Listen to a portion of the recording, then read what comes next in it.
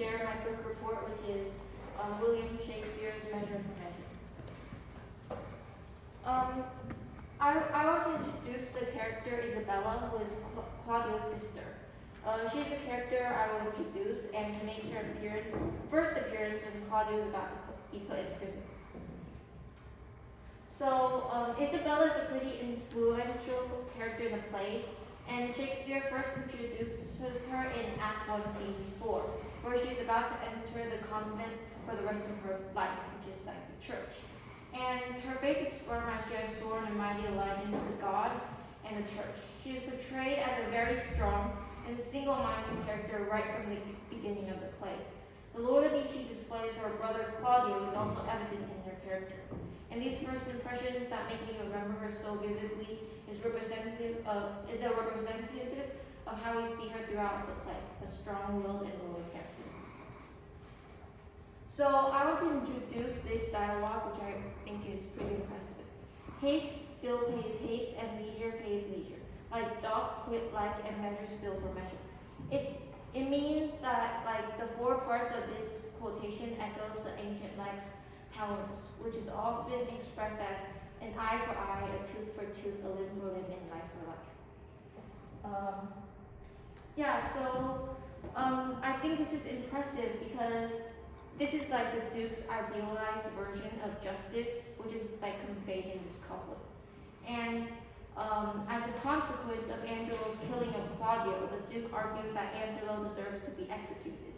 As a result, the Duke's claim to be supplying measure for measure is determined by his willingness to repay an attempted killing with a successful one. In addition, this forms a one-size-fits-all description of Holbrook's ideal meaning. This is my mind mapping of the story. And first, the town where the story takes place is full of robbers and mischief and stuff. So first, the Duke goes, disguises himself as a monk, and puts his deputy Angelo in charge. And first, Angelo changes the law. And so Claudio gets the girl he intends to marry, Juliet, pregnant. And under a forgotten old law that Angelo has just renovated, Claudio is arrested and sentenced to death. And Angelo just like revives this law, and the Duke comes back to the city in disguise. And next is a bargain. Angelo offers to spare Claudio's life if Isabella will like obey him, but she is about to enter the church.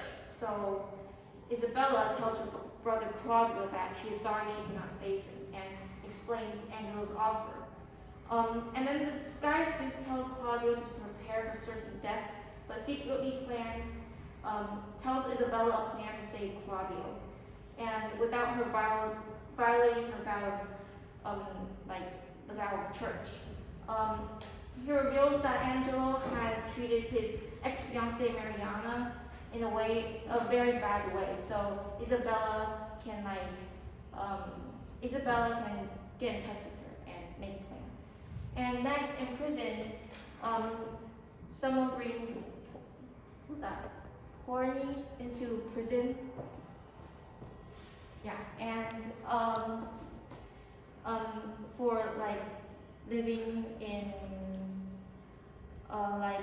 doing weird stuff with the girl. And so Lucio and the disguised Duke pretends to know the Duke.